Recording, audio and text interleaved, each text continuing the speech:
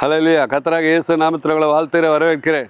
இந்த வேளையில் எசேக்கியேல் 5:2 மூன்றில் ஒரு பங்கை எடுத்து முற்றுகை போடும் நாட்கள் முடிகிற போது நகரத்தின் நடுவிலே அக்னியால் சுட்டெரித்து மூன்றில் ஒரு பங்கை எடுத்து அது சுற்றிலும் கத்தியாலே வெட்டி மூன்றில் ஒரு பங்கை எடுத்து காற்றிலே தூற்ற கடவாய் அவைகளை பின்னாக நான் பட்டயத்தை உருவேன். எரேமியா காலத்தில் நடந்தது எல்லாமே. ராஜாக்களை வைத்து ராஜாக்களை அழித்தார். நேபுகாத்நேச்சரை வச்சு இஸ்ரவேல் தேசத்தை அழித்தார். உலக பாவத்தில் விழுந்து கொண்டே இருக்குது. பாவத்தில் விழ தேவனுடைய கோபம் பெருகும். இந்த நாளில் எல்லாரும் பரிசுத்தமாக இருக்கணும். பிலிப்பியர் 2:8 கிறிஸ்து சிந்தையே உங்களில் நிலைத்திருக்கணும். கிறிஸ்து சிந்தையாக இருக்கணும். எல்லாவற்றிலும் பரிசுத்த சிந்தை, எல்லாவற்றிலும் நடக்கையில் பரிசுத்தமாக இருக்கும்போது நம்மளை ஆசீர்வதிப்பார். நோவாவுக்கு புதிய பானம் புதிய பூமி கொடுத்தாரு. அரக்கர்களை தேவர்களை அழித்து போட்டு புதிய பூமியை கொடுத்தாரு.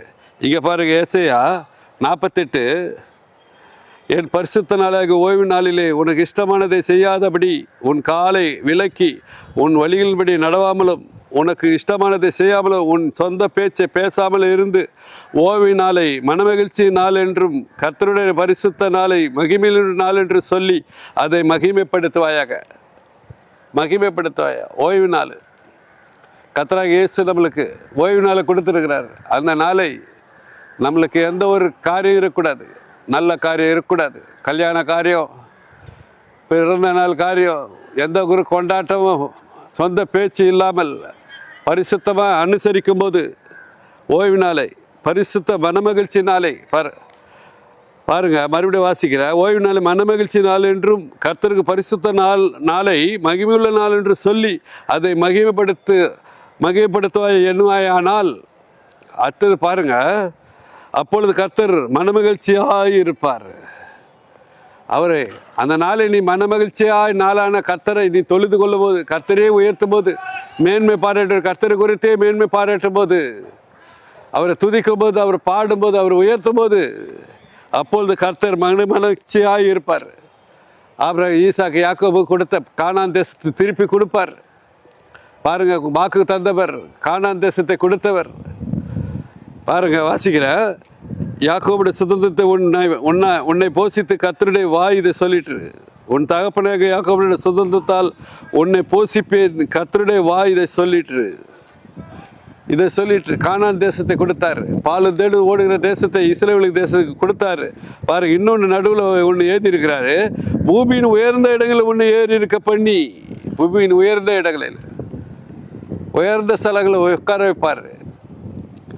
தானியேல் எப்போது ஆண்டவருக்குள்ள சமூகத்தில் இருக்கும்போது உயர்த்தினார். யோசேப்பு பாவத்தை விட்டு விலகி ஓடினான்.